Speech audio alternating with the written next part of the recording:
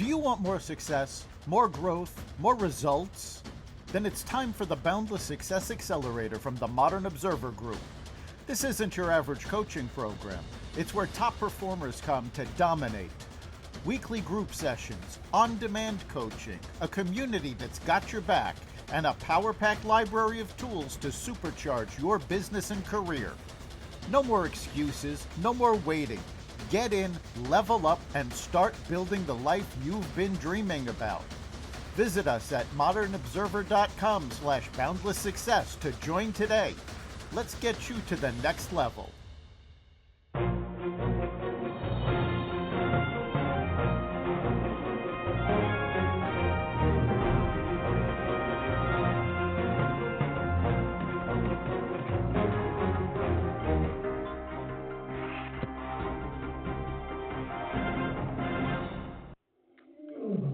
Welcome to another edition of Carnivore Bites. I'm your host, Jeff Sherman, along with Dr. Eric Lopkin. And things are moving ahead from the election. We will be revisiting some areas of discussion, as well as obviously having some new territory, but I think we still have to address the biggest losers. And I think it's profound. I think the Democratic Party's one, NASA could be one, but you have the power players of the Democratic Party, Pelosi, Oprah, although she's not an official member of the Democratic Party, and Obama, which I find the most. Yeah, they might go internationally with Trudeau. But let's have your chime in on this, your opinion. Yeah, the Democrats are proving to be the biggest loser because they are failing to learn lessons from the election. They keep saying, well, we didn't get our message across well. It's like, no, the lesson you need to learn is not that you didn't communicate well. Your policies were soundly rejected. If they're going to keep doubling down on these rejected policies, they're going to be in for years in the basement. I would agree with that 100%. My verdict, and things can obviously change. I think they're headed to that because I think they're going to double down on their progressive agenda because they have nothing else, and I think it's called like suicide. But I'd like the other people, prominent people. Pelosi, she's finished. She tried to. She's never was. Everyone says, oh, she's a esteemed politician. She's never been the smartest bulb or the brightest bulb in the Christmas tree. You have Oprah. I think she's been completely disgraced. And I think Obama, once right there with Jesus Christ himself, that train has left the station. Do you agree with me, Dr. Lopkin? Especially Obama. That's twice that he failed to launch. Yeah, Obama's legacy is done. Is the first. Yeah, Obama's legacy is done. I don't even know if it was a matter of this election, though, because quite frankly, the effects of the Biden administration, regardless of who won this election, just decimated Obama's legacy. Because Biden was doubling down on everything Obama was pushing, and it failed miserably. I think the election just put the icing on the cake. I would agree with that. Yes, I also think you can go a step further. I think Obama, basically his operatives are running the show anyway, because obviously Uncle Joe is incapable of that. But I also think it's the coolness factor. He was the man with the pots and pans, slick as you could ever get. He could sell ice to an Eskimo, as the old adage says. But he lost the curveball. He lost the fastball, I should say. Talking down to he's irrelevant. He's living in Martha's Vineyard. He's just not there. Yeah, he has no relevance anymore. As far as the coolness factor, I think that's more of a problem because he did not go away. Let's face it, everybody loses coolness as they get older. Had Obama faded into the background after leaving the White House and just let the Democrats go and let the I think history would have kept that cool factor for him. like James Dean. 100%. James Dean is You can still use the example of like the Beatles or the Doors. They quit, when they're in their 20s essentially, and they're still cool even with young people. The Eagles won't exactly. Hell Freezes Over tour, 20th edition. It's just not happening. Exactly. At one point, the two coolest movie stars were James Dean and Marlon Brando. James Dean is still considered cool. Why? He passed away. We never heard from him again, and so he kept that cool factor. Marlon Brando got old, he got overweight, he lost that cool factor. That's what Obama had. And Obama did not go away after his administration. Had he done that, I think he would have kept his cool factor. Ironically, George W. Bush, who never had a cool factor, now in retrospect is gaining a cool factor because of the things he's done quietly since leaving office. His work with the veterans, his tributes to the handicapped that he works with. All of a sudden, he's suddenly getting more credibility, but he's doing it smart. He's staying quiet and not coming back into the spotlight. Yes, I agree with everything you've just said, but I also want to just put one more layer on the cake. I think, just like Hillary, Obama's pissed. His whole life was his legacy. One achieved some success, the other essentially did not, but they're in the same boat. Like, it's not just he's going to walk away, like Romney or something. No, he's pissed because he was obsessed with his legacy. He has zero legacy, and he's not influential anymore. No, he's not. And if you remember the 2016 campaign, when he was on the campaign trail for Hillary, he wasn't campaigning for Hillary.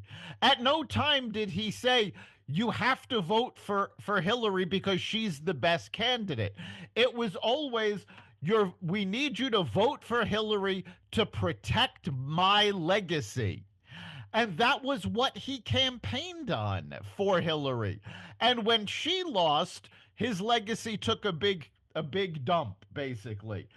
And Now this is he, this. Yeah, go ahead. now he was looking at this as, oh, this is how I can resurrect my legacy. No doubt. And once again the American people went, no, what you did was lousy. We don't want it back. Your legacy is a failure. Yeah, and it's also, though, yes, I agree with that, but it's also being out of touch when you're living in Hawaii and Martha's Vineyard. Yeah. You lose touch with, let's just say, your bros, as he put it. Okay, and it came off. It really, I think, it hurt. I think actually the whole celebrity obviously hurt Kamala's chances, but I think him and Clinton, that is Bill Clinton, I think absolutely hurt her. Was it definitive or deadly? No, but it didn't help. Talking down to people like their children. How pandering or pathetic is that? Yeah, the basic problem, and we've talked about this ad infinitum, is that the Democratic Party does not have a bench. There were no new people coming out saying, yes, Harris is our person. This is who the only people doing that were the squad, and they have no credibility to begin with. So the Democrats went, all right, well, since we don't have a bench of intelligent young people that we can bring out, we've got to go back to our history and bring back Bill Clinton and bring back Barack Obama. And the problem with this is it's like watching old timers day at the baseball stadium. 100%. It's Yep. great. It's great seeing them again taking the field, but you don't expect them to be playing at their prime. In this case, the Democratic Party expected them to be playing at their prime, and the American people went, are you kidding me? 100% agree. I think we also have to include in Biggest Losers, Morning Joe making the pilgrimage to Mar-a-Lago like they were a big diplomatic initiative. And also, overall, MSNBC and CNBC, especially MSNBC, plummeting ratings. So is Morning Joe, by the way.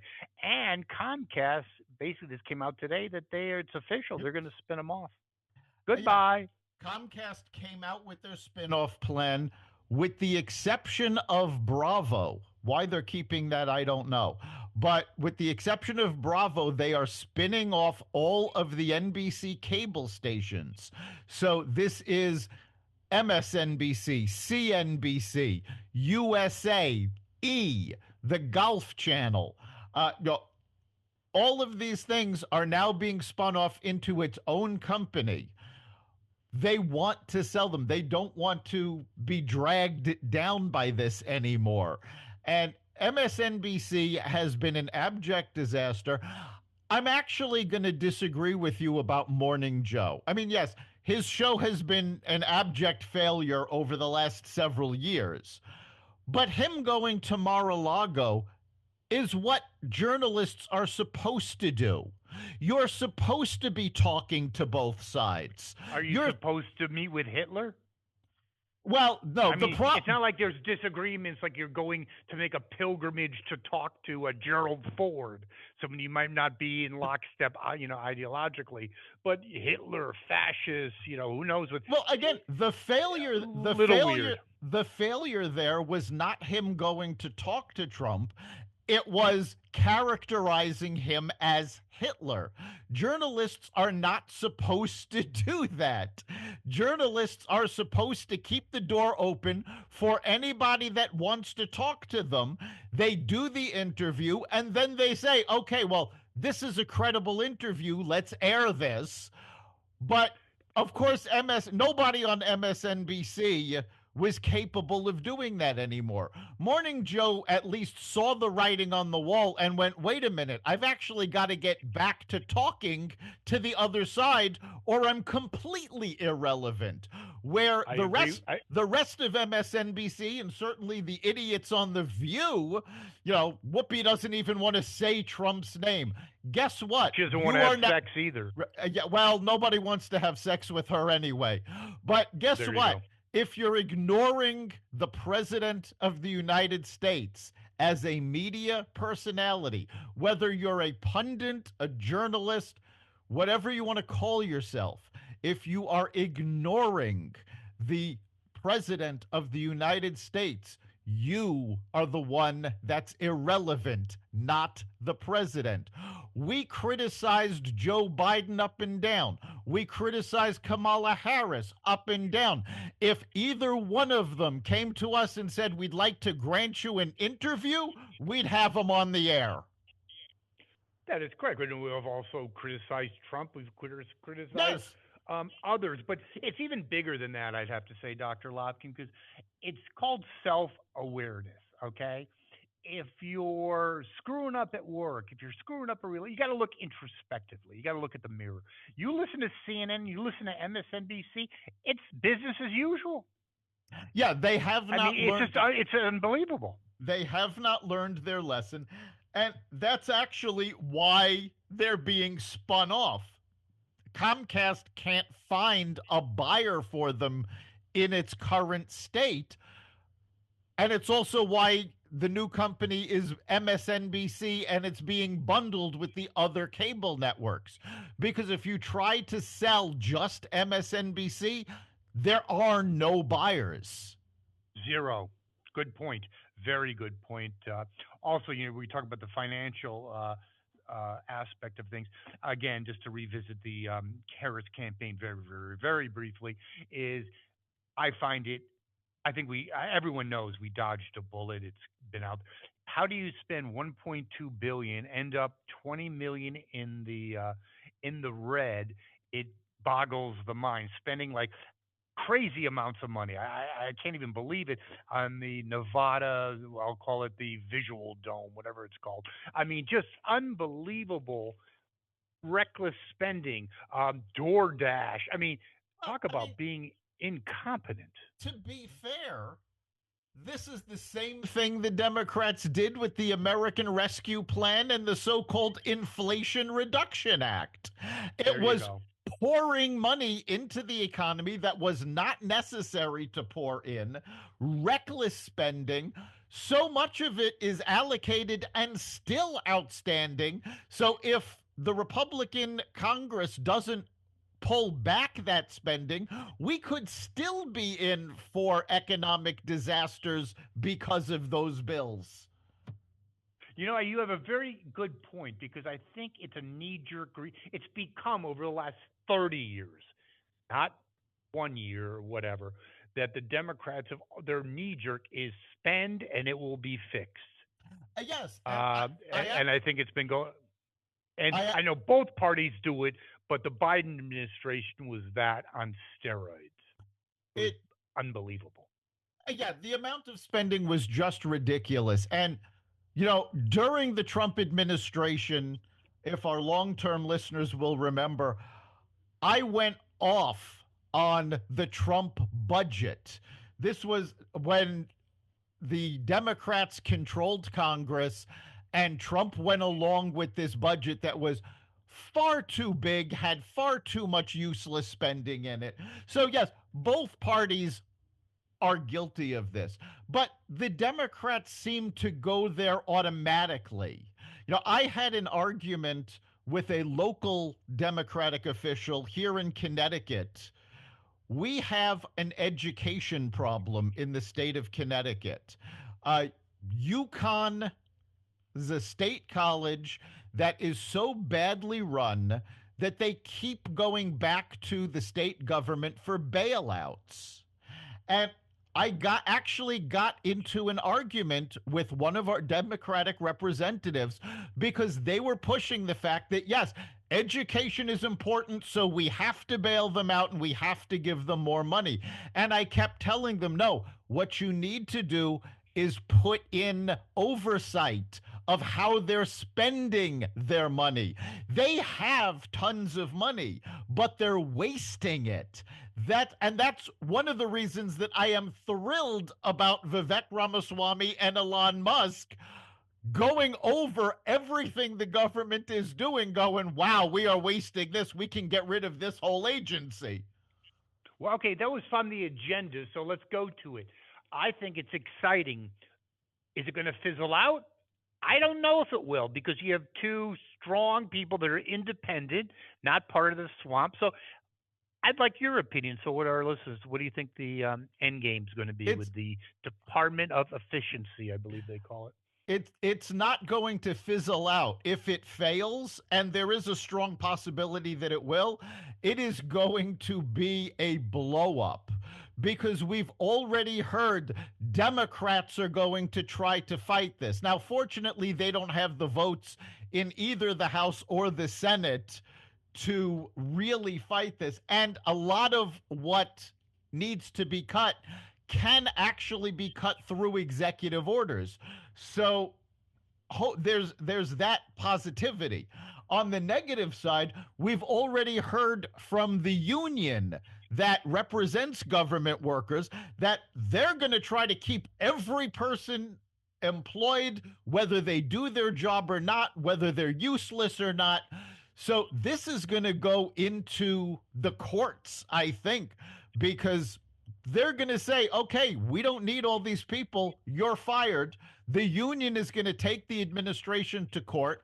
I think that's one of the reasons why Trump wanted Matt Gaetz as attorney general, because realistically, all he is a pit bull.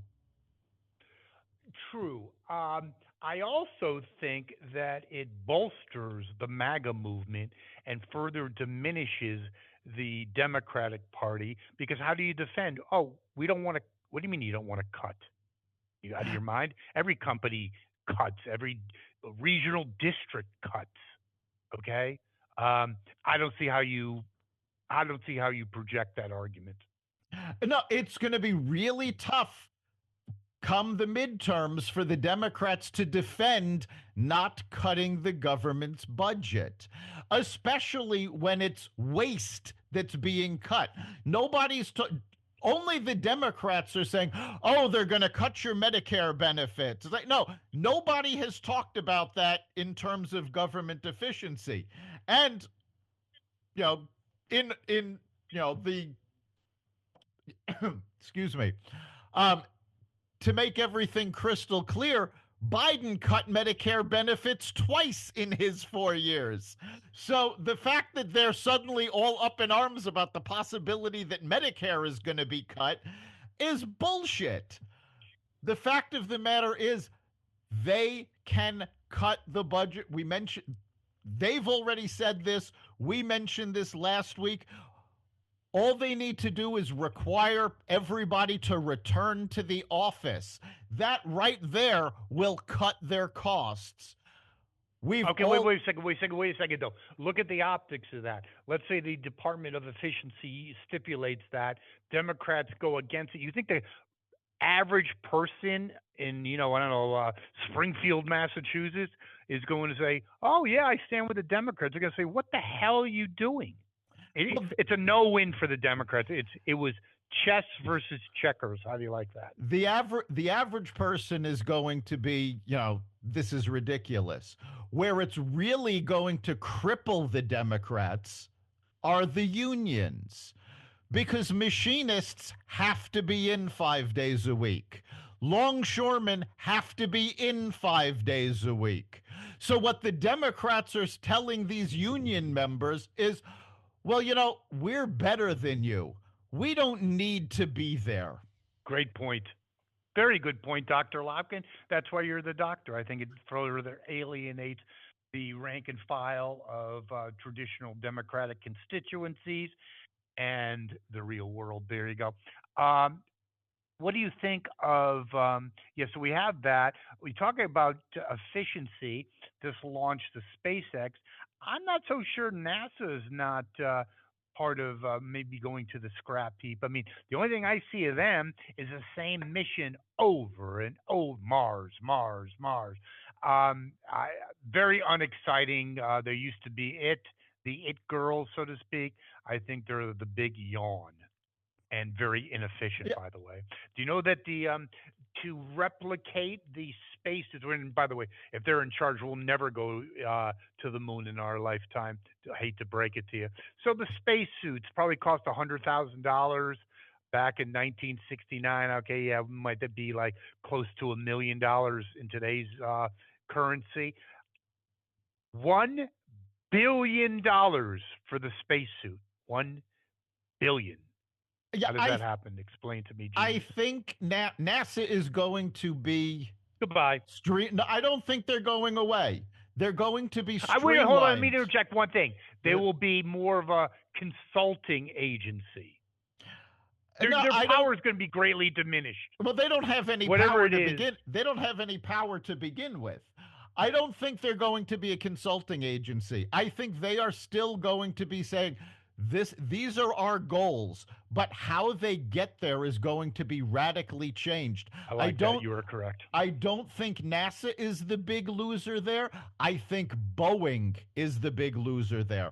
I think Lockheed Martin is the big loser there, because SpaceX has already shown they can do these things better than both of those companies that have been so ingrained in defense spending. Let's face it.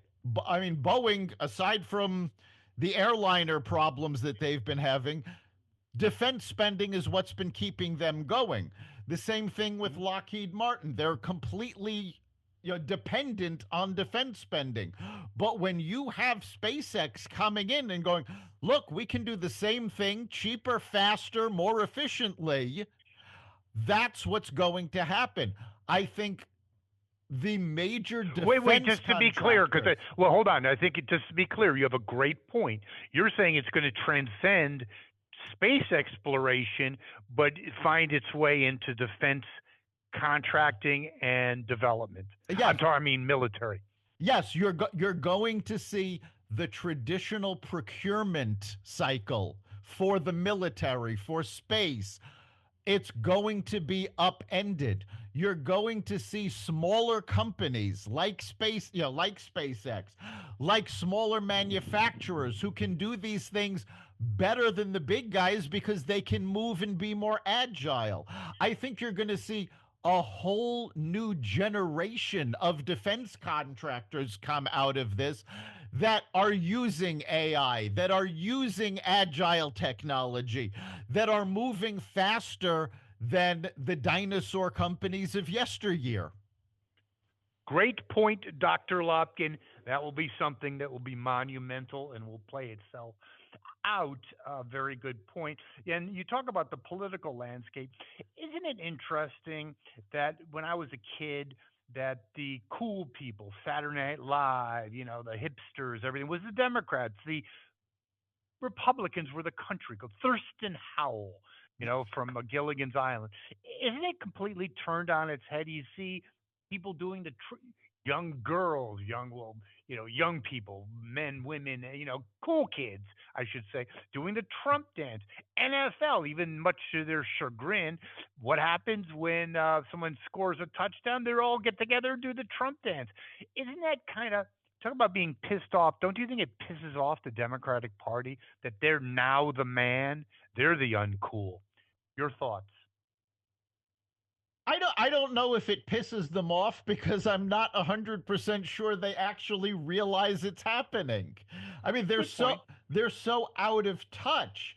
I mean, going back decades and decades, yes, the Democrats were the cool kids, and I remember um, now I'm blanking on the guy's name, but he was the producer of Rowan and Martin's Laugh-In, and he actually said his biggest regret was having Richard Nixon on the show because they made him cool by having him on the show. Yeah, yeah, true. Huge thing, yes. Now it's completely the opposite. The NFL just came out and said, "No, if our players want to do the Trump dance, let them do the Trump dance. That's fine." You've got people all over the world now doing this Trump dance. I actually took a look um, at Giphy. And if there's anybody that isn't familiar with it, just a website of animated GIFs that you can post online.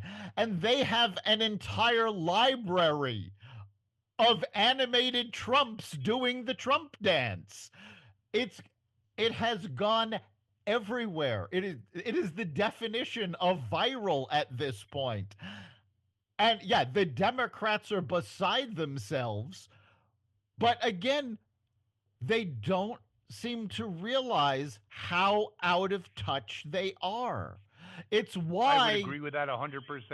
it's They think it's no, their big thing is it's not their policies, it's the messaging. That is the quintessential definition of being out of touch and lack any type of introspection. yeah, you have to take a look at what actually happened during this election. You had states that hadn't gone red in a presidential election since 1984 go red. You had counties that, even if they didn't go red, they shifted in that direction. California and New York had more Republican votes than they have in 30 years. Even Oh, wait a New, second. Also, wait, New Jersey only a 6 point differential. yeah, That's like shocking. New Jersey, there is a very strong possibility that they could flip red now rather than being a swing state. You've got the possibility of the Republicans actually running the board in during the midterms, assuming that the Trump administration can deliver on its promises. Again, I never underestimate the Republicans' ability to shoot themselves in the foot. But if they actually live up to what they promised, they could actually turn the tide. You had more African Americans vote Republican than ever before. More Hispanics voted Republican than ever before. More Jews voted Republican than Not ever enough. before. Not enough, but the fact of the matter is, these were reliably Democratic constituencies. And now they're not that reliable for the Democrats anymore because the Democrats took them for granted and did not help their communities. No question about it. They also gave the wrong message, and they also were basically condescendingly racist. How do you like that? Because they didn't understand that black people, Hispanic people are people. They care about paychecks. They care about all the things that everyone else cares about. They don't care about, or they don't appreciate women in men's and vice versa. So that blew up in their face. Speaking of blowing up in your face, how about Uncle Joe's performance at the G20? Absolutely stunning, stunningly I, bad. I Pushed to the back of the row, getting lost in the Amazon. It was out of control. It was an embarrassment, but to be perfectly honest, I don't know that anybody expected any better from him. Look at what he's done over the past several years. The Italian prime minister having to bring him back into the group, his stumbles, his falls. This is what we've come to expect from Joe. Yeah, but you talk about the whole political landscape. I find it treasonous, and I'm not saying that lightly, that the Democratic Party let this happen. This guy and some of the decisions he's actually been making lately, Ukraine ramping that situation up, with only 2 months to go. I'm sure he's not the one calling the shots, but just unbelievably inept, incompetent, and the Democratic Party was more than willing, and if he didn't F up that debate, more than willing to drag Uncle Joe over the finish line, eventually to be replaced by Mamala. Yeah, I think they would have had to use the 26th Amendment to remove him if he had been reelected. There's no way he could have done another 4 years if in fact he even lives that long. Not that I want anything bad to happen to him, but his health is not what it should be. I'm going to push back a little bit on his decision with the Ukraine. It was the right decision, but it was the wrong time. That decision should have come 3 years ago. When you know that Russia is attacking Ukraine and you've already agreed to sell them arms, you don't then tie their hands behind their back and say, well, we'll give you the weapons, but you can't use them in certain ways. It's the same bullshit they pulled with Israel. You're either on the side of your ally or you're not. Well, the only thing I would say is that you're dealing, and the Democrats especially don't understand this because they don't understand a lot. Is yeah, Russia? It's a shadow of what it used to be, but it has more nuclear weapons than any country on Earth. And what I strongly disagree, not disagree, what I strongly do not agree with is sending them arms with no end game. Sounds like Vietnam to me. No plan, no peace initiatives. You're dealing with a very dangerous situation with people that are completely inept. Yes, I will agree with you. There needs to be an end game. There needs to be a plan. The problem is, without talks with Russia, you can't force Ukraine into an end game because it's not, they can't stop fighting until Russia stops. They're not the aggressor. I think what needs to happen, and quite frankly, I think Trump is probably already working on this. Within Russia, there is a huge movement to stop the Ukraine war. Unfortunately, these are not the people in power. These are the rank and file soldiers. These are the biggest constituency here are the mothers of the soldiers that have died who are stepping up and saying, no, we have to stop this. This is why Russia now sent North Korean soldiers into the Ukraine because they don't have enough soldiers to keep this up. I think we need to be reaching out, and this is why this actually came up back in 2016 when people were saying, well, How dare Trump actually talk to these foreign leaders? And there was a big deal. Wait a minute, he's got back channels into these countries. Yes, as a leader, you're supposed to have these back channels. You're supposed to be in contact with these folks. You're supposed to be talking with them because ideally this should never have happened in the first place. The whole 100% reason it agree. I know if happened is because 100% Biden agree that was it never out should of have it. happened, but Putin would he's looking for a way to get out of this, okay?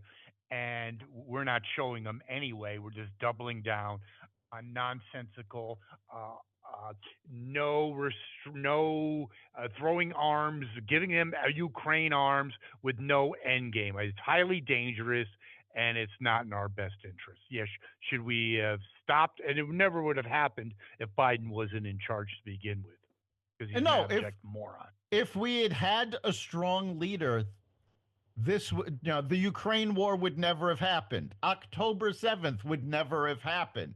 The whole reason these things happened is because other countries looked at our disastrous withdrawal from Afghanistan and went, oh, we can do whatever we want. They're not going to stop us. There's no question about that, but also dovetailing back to the G20, I would agree it's Biden as usual, but it was also a slap in the face to America and a complete disrespect for an incapable leader when you put him back at the line. That was pathetic, and you had the leader of China at front and center. That speaks volumes. It does speak volumes. I honestly believe it's not so much a slap in the face to America as a slap in the face to Biden. I I would think agree with most that. most of these leaders have already started reaching out to Trump. They're anxious to deal with Trump. World leaders actually like dealing with people who are in a position of strength. Yes, they loved walking all over Joe Biden, but they also didn't feel that they could rely on America for anything. Now they know, oh, wait a minute. We're America's allies. If we push our case and we actually make a case, that's good for both us and America, they're going to have our backs. We may I have to. agree with that, and I also think yes, I agree with you 100%. I also think in some ways it was not. You are correct. A slap in the face of America. It was a slap in the face of Biden. Almost, you could flip it around, having basically doing, I should say, not being negative about America, basically almost kind of sticking up for America and say this guy's pathetic. Screw him. Yeah, I mean, they're looking at the elections and going, okay, the American people spoke. They realize how bad they've been over the past 4 years. They're fixing the problem. Great, let's get on board. And you're That's seeing, again, 100% correct. the European Union has already said, yes, we're going to buy natural gas from America. This way we don't have to buy from Russia. And that's another reason that I think it was a good idea to unleash Ukraine, because as soon as Trump gets in, you know the sanctions against Iran are going to be ramped up. Never mind just enforced. They're going back to zero tolerance. Well, Russia is relying on Iran. He's going to unleash American energy. So that's going to hit Russia in their pocketbook. So you've gotten rid of one of three of Russia's major allies, hit them in the pocketbooks. You're forcing Putin to finally come to the peace table and say, look, okay, you know what? This did not work out for us. No. Putin has got to realize that. His own people know this. I don't honestly believe that the Russian government, now I'm not talking about Putin himself, I'm talking about his supporters, the people in other, when push comes to shove, Putin may be suicidal. I don't think the rest of the government is. I think if Putin goes too far and actually endangers the Russian people with a nuclear war, I think suddenly Putin is going to be assassinated. Well, let's just hope so. I just to close that chapter. I think you have incompetent people playing with fire, and as you can see, it really does piss me off that you have the Democrats, the party of war, that basically would destroy a military with wokeism and every God knows what else, green energy initiatives, that they would weaken our military to the point that we couldn't invade Rhode Island. It has brass, you know what, with Putin. I find that unbelievably ridiculous. That's all I can say on that matter. Speaking of ridiculous, FEMA, again, I guess you could call it woke. I don't know what you can call it, but they had the head of FEMA basically again a word salad DEI hire, talking about the emails or texts that came out that don't help anyone. Trump sign. Yeah, this I don't think it's got anything to do with incompetence or word salad. I think this is a perfect example of how the Democrats have weaponized government agencies against their political opponents. The same way they did it with the Justice Department, the same way they're doing it with FEMA now. And whistleblowers are coming out. They're going, no, this was policy. We were told point blank, do not go to anyone with a Trump sign. And the rationale they used is, well, we have to protect our workers, and Trump supporters are violent. Well, guess what? Trump supporters aren't violent. Trump supporters are not the white supremacists that they made everybody out to be. Yes, you have a small group of idiots that did very stupid things on January 6th, but that is not the bulk of Trump supporters. Those are not the people that put up Trump signs. And this is why the Democrats lost, because they were playing identity politics, and Trump supporters know that when they're calling Trump supporters garbage, deplorables, white supremacists, they all go look at in themselves and say, well, wait a minute, that's not me. Who are they talking? They're just making this up. Yes, I agree with all of that, and I think it is delivered. But if you saw this woman being questioned in front of, I believe it was Congress, it was Congress. Yeah, again, she didn't get there because she was a Phi Beta Kappa. Um, Well, no, you then we know move.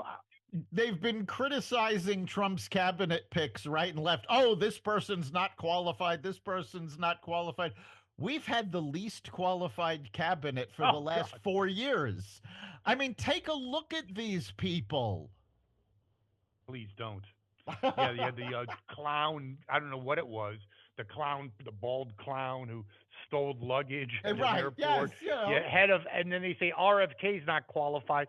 Well, you have a transgender, overweight transgender whack job. It's just you just can't make this up. Yeah, the sooner it goes, the better. And I agree with you, Dr. Eric E. Lopkin, that the most incompetent, woke, talk about woke, go broke, just a bunch of morons. Speaking of morons, we have the gift that keeps on giving. Bernie, the ultimate self-hating Jew, trying to put the kibosh along with Elizabeth Warren, or I should say Pocahontas, trying to stop arms shipments to Israel. Yeah. And Fortunately, hopefully he's done, please. yeah. Got enough of that idiot. Fortunately, even among the Democrats, he's in the minority on this. So he's got no power to do it whatsoever. Neither does Warren. The only way the Democrats are going to survive this is to reinvent themselves, and And they get rid of need to them. move, yeah, they need to move back to the center the same way Bill Clinton did. They everything they need to do, the playbook was written by Bill Clinton. All they need to do is I, follow it. I agree, but I think, how do you like this? Only you can answer this question. I'm going to throw it out there. I believe um, the real cause, the root cause. How do you like that? One of the major root cause of the Democratic Party's rot is, in fact, Bernie Sanders. They kowtowed to this idiot that even the New York Times said this guy he just says the same shit over and over. The top 20, shut up. I think he is at the one of the root cause. I would put him at number one. There's many players, but he was the orchestrator of the squad and all the other shit that the Democratic Party now unfortunately stands for. Yeah, you're absolutely right. Bernie Sanders is at the core of the problem. He's not the most vocal member of the problem squad, um, but the fact that the Democrats kowtowed to the left instead Correct. of And him bringing in them particular into too. him, AOC, the other squad But he was the members. first. He He was the was the first. first of the I don't first. Yes, know. he was. Was he Yes, he first was. or was Elizabeth Warren first? No, he was the mentor of that piece of shit. Okay. Yes. How do you because like? There's no. I love the guy. You know that. I yeah, love both it's of them. But I because do love. she's another Go one, ahead. and I think as big a problem as the squad has become, if the Democrats had taken Bernie Sanders and taken Elizabeth Warren and said, look, what you are proposing is disastrous. Your policies are exactly the reason we had to create super delegates back in the 70s. So either sit down and shut up, or we will remove you from every committee and absolutely take away your power. This is what the Democrats needed to do. They knew they needed to do this because, again, this is why they put the super delegates in place in the first place back in the 70s, so that somebody like Bernie Sanders could not win a presidential nomination. And yet, despite taking that precaution, they threw it to the wind and went, oh, well, they did rig the primary against Bernie for Hillary, but they looked at Warren, they looked at the squad and went, oh, they're women and minorities. We can't do this to them. Well, I think they needed, beyond the super delegates, a sister soldiers from the moment that Yes. says, Bernie, Liz, AOC, you've effed us up. Get the hell, and I agree with you 100%. No committees, no nothing. You're a cancer. Go play in the playground yourself and get the hell out of this party. That's And what they need a moment. And the leader that does that is a leader that will, like cream, will rise to the top, Dr. yes, and Lopkin. what most people don't seem to realize is that Bernie is only a Democrat in election years. Other than the presidential elections, he's an independent. He's not a Democrat. AOC does not identify herself as a Democrat, identifies as a democratic socialist. So these are not people that have any loyalty to the Democratic Party, and yet the Democrats have been kowtowing to them. They need to say, you know what? You're not Democrats. Get out. I would agree 100%. Dr. Lopkin, that concludes another edition of Carnivore Bites. Our listeners can contribute to the show, can't they? As well as listen to it on almost every platform, correct? Yes, we'd love to hear from you. Go to xvadio.com/connect. Let us know what you're thinking. You can also contact us on the Carnivore Radio Facebook page. Message us. You can also comment on specific episodes on the new Xvadio YouTube and Rumble channel. So we'd love to see you there. And of course, you can listen And to every episode of Carnivore Bites at xvadio.com, the Carnivore Radio website, the Apple Podcasts app, YouTube, Rumble, Spotify, iHeartRadio, Audible, Amazon Music, and other platforms that respect freedom of speech. I thank you, Dr. Lopkin. And I would say I'll see you next week. but I won't because it's a Thanksgiving week. No, we'll be taking Thanksgiving off, and I think that's as good a time as any to wish our listeners a very happy Thanksgiving. And remember, no matter who you voted for, no matter how you feel about politics and what's going on, you have things to be grateful for. Look at your friends and family. Don't stop talking to people because they don't agree with your politics. Find common ground and be grateful for everything you have because you've got more than you think you do. Thank you, Dr. Lopkin. See you in two. We'll see you then.